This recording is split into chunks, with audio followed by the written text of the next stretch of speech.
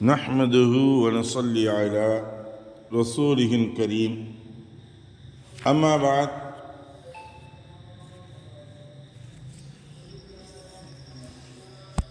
عن الأحنف بن قسيم قال ذهبت الأنصار هذا الرجل فلقيني أبو بكرة فقال أين تريد؟ قلت أنصر هذا الرجل. قال ارجع فإني سمعت رسول الله صلى الله عليه وسلم يقول إذا دخل المسلمان بيسبيهما إلى آخره أو قال من صلى الله عليه وسلم. அருமைக்குரிய சகோதரர்களே, பெரியவர்களே,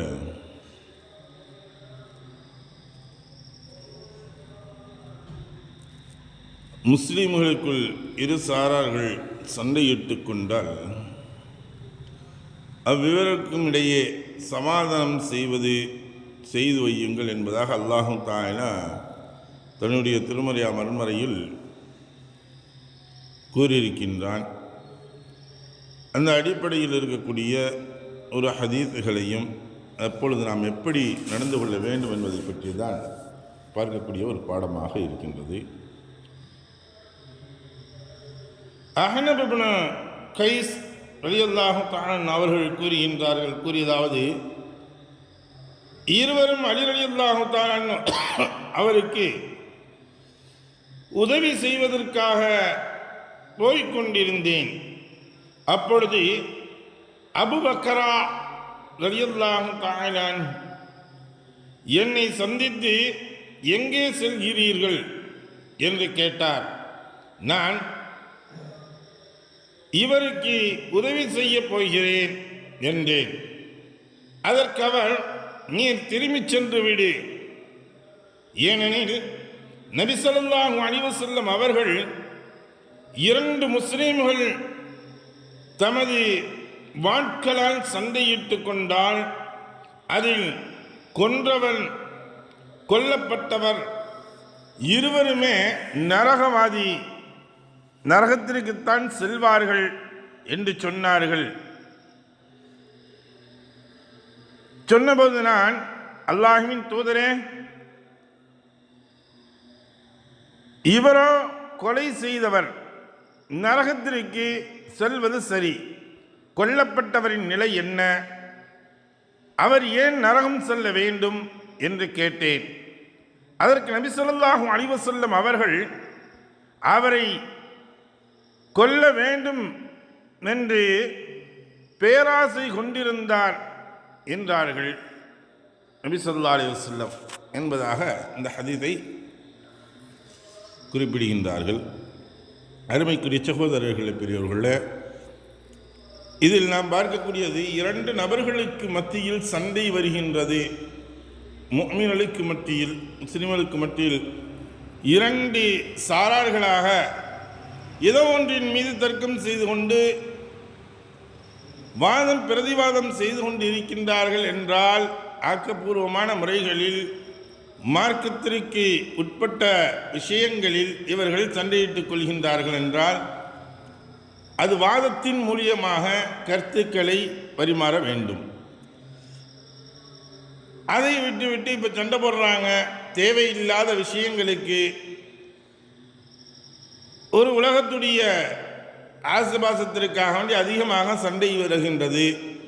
இப்போ இந்த சண்டையிட்டுக்கிறாங்க அப்படின்னா அந்த இடத்துல ஒருத்தவர் விட்டு கொடுக்கணும், யாராச்சும் ஒருத்தவங்க விட்டு கொடுத்துடணும். ஏன்னா அல்லாஹ் சொல்லும் பொழுது, வைதா காத்தமுல் ஜாஹில்ன காலு சலாமா, நீங்கள் அறியாதவர்களை கண்டால் சலாம் சொல்லி விளைவிக்குங்க அப்படின்னு அல்லாஹ் சொல்கிறான்.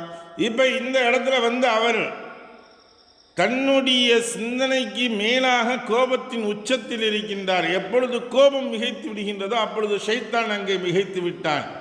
ஷைத்தானுடைய ஆதிக்கங்கள் அங்கே வந்துவிடும். இப்போ என்ன செஞ்சிடணும், சலான்னு சொல்லிட்டு பேசாமல் விலகி போயிடணும். சரி, அப்படியும் இல்லை, சண்டை முற்றுகின்றது என்றால் அதை சமாதானப்படுத்தி வைக்கத்தான் பார்க்க வேண்டும். ஆனால் மீறி எல்லாவற்றையும் மீறி சிலங்க என்ன சொன்னாலும் சரி யாருக்கு அடங்க மாட்டாங்க. அப்படி அடங்காமல் இருந்து கொண்டு 2 நபர்களுமே சண்டையை போட்டுக்கிறாங்க. கை சண்டையாக ஆகின்றது, அடுத்து வாழ் சண்டையாக ஆகின்றது. ஒருவரை குத்து விடுகின்றார், கொலை செய்து விடுகின்றார். அப்போ இதில் என்ன ஆகுதுன்னா ரசூலுல்லாஹ் சொல்லக்கூடியது சொல்கிறாங்க, 2 நபருமே நரகத்திற்கு போகக்கூடியவங்க தான், நரகத்தில் தான் செல்வார்கள் என்பதை கட்டின. யார் சொல்லலாம், என்ன இது கொலை செய்யப்பட்டவன் செய்தவங்க நரகவாசின்னா சரி, ஏன்னா அவனை குத்திட்டான், கொலை செஞ்சுட்டான், அவன் நரகம் போகிறான்னா சரி. ஆனால் இறந்து போனவன் ஏன் நரகம் போகணும் அப்படின்னு கேட்கும்பொழுது தான் அப்போ ரசூலுல்லாஹ் சொன்னாங்க, இவர்களில் யாராவது அவர் முந்திருந்தா, அவருடைய வாழ் முந்திருந்தா, கொல்லப்பட்டு இறந்து எடுக்கிறார்ல, இந்த மனிதருடைய வாழ் முந்திருந்தால் இவரை கொண்டிருப்பார். ஆனால் அவருடைய என்ன இவற்றை சண்டை போட்டு நம்ம இவனை கொலை செய்யணும் அப்படின்னு 2 பேருடைய எண்ணமும் நியத்தும் ஒரே நியத்தாகத்தான் இருந்தது. மாறுபட்ட எண்ணம் கிடையாது. நீ என்ன கொள்றியா, நான் உன்னை கொள்றேன், நான் பார்ப்போம் அப்படின்னு சொல்லிட்டு தான் இவங்க சண்டைக்கு போனாங்க.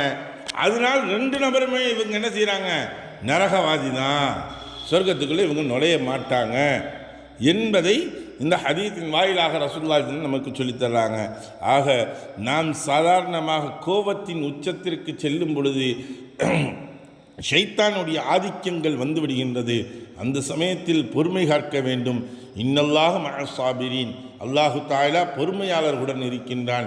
அந்த பொறுமை காத்து நாம் விட்டுக் கொடுப்பதின் காரணத்தினால் கெட்டுப்போவதில்லை, கெட்டுப்போவர்கள் எக்காரணத்தை கொண்டும் விட்டுக் கொடுப்பதில்லை என்பதை நாம் விளங்கிக் கொள்ள வேண்டும். எதை படித்தோமோ எதை கேட்டோமோ அதை விளங்கி நடக்கக்கூடிய நன்மக்களாக வல்லல்லாஹ் மாய்க்கு அருள்வானாக. வாஹிர் தாவனா அல்ஹம்துலில்லாஹி ரப்பில் ஆலமீன். சுப்ஹானல்லாஹி வபிஹம்திஹி சுப்ஹானக்கல்லாஹும்ம வபிஹம்திக வனஷ்ஹது அல்லா இலாஹ இல்லா அன்த வனஸ்தக்ஃபிருக வனதுபு இலைக். ஆமீன். சுப்ஹான ரப்பிக ரப்பில் இஸ்ஸத்தி அம்மா யசிஃபூன் வஸ்ஸலாமு அலல் முர்ஸலீன் வல்ஹம்துலில்லாஹி ரப்பில் ஆலமீன்.